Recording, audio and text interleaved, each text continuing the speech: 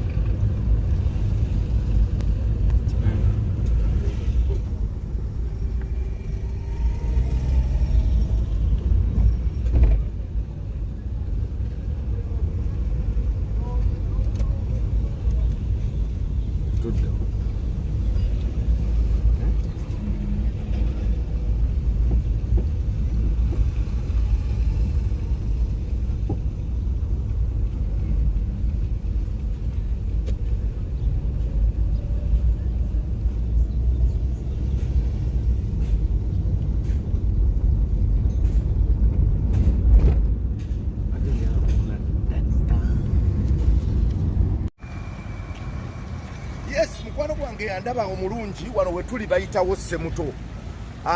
Ssemuto kibuga ekyakulira ddala obulungi era nga wano wendi ye roundabout yennyini. N'olwekyo bwe andaba njagala okutegeeza nti wano we tuteredde estate Amakula. Obuuyi buno ekkubo eryo lyolaba litambula ne lidda ebusunju mu Mityana district owetera wali ewamikka n'oyunga wano. Lijje lisigala ligenda lyerigenda ku ttaka lyaffe ero liyitamu paka Kapeeka ate lino eridda wano lyo litambula paka Wabulenzi Nakaseke Luwero district yonna sides eyo kati lino lyo ne lyoka lisigala nga ligenda e Kampala.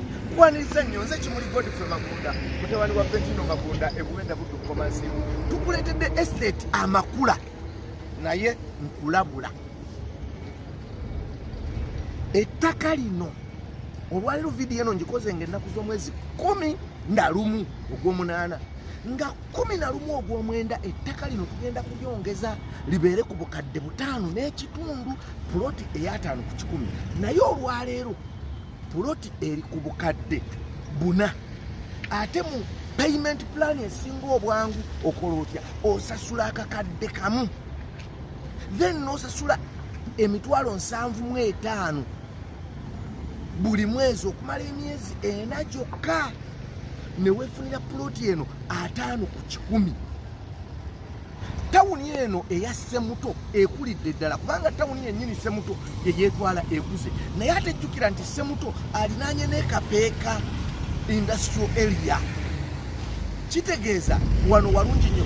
Tawuni wano wendi osobola okutambuza ebigere kilomita 3 zokka n'otuuka wali estate yaffe. Amasannyalaze n'amazzi weegali. Bannange olinda ki?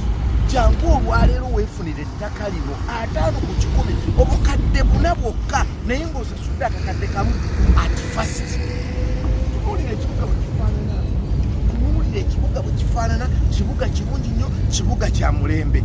N'olwekyo jangu ku KPJ Dream Goals Consult Limited tusangibwa Kawempe okuliraana woofiisi za NIRA ku 0700 34 10 ne 0757 62 92 ate era ffe tulina ettaka ew'obulenzi nayo promotion osasula obukadde 4 kati awo osasula akakadde kamu emitwalo 3 then nosasula emitwalo 69 buli mwezi okumala emyezi 5.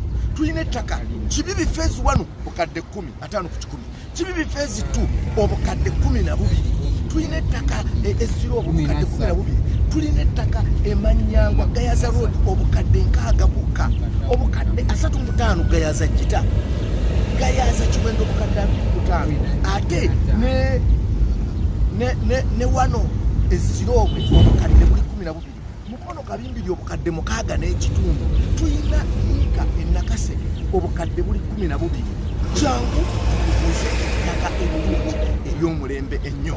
Mukwano gwange watuyimiridde ye feezi yaffe esooka eno tugenda kugisalamu Yika nga 10 zokka naye nga tutunda 5 ku 10 oliwadde mbogula 10 ku 10 n'okweyongera waggulu ne bwoba oyagala Yika tukikuwa.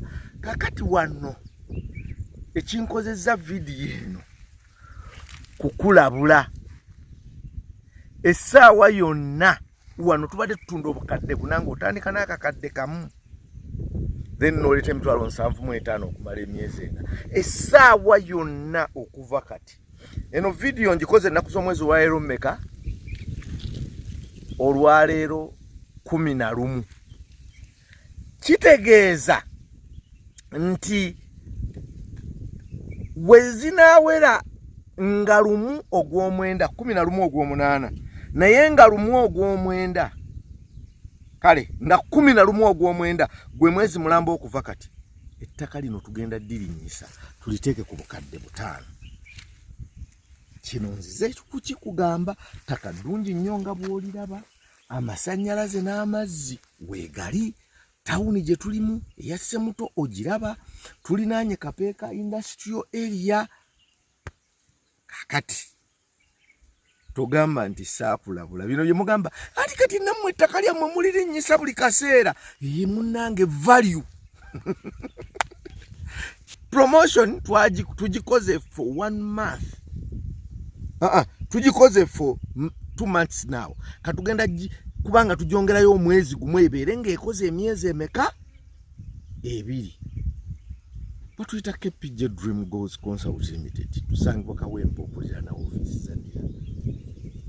Bw'owulira ekikwatagana ku ttaka jangu kati. If you think of doing something, do it now. KPJ.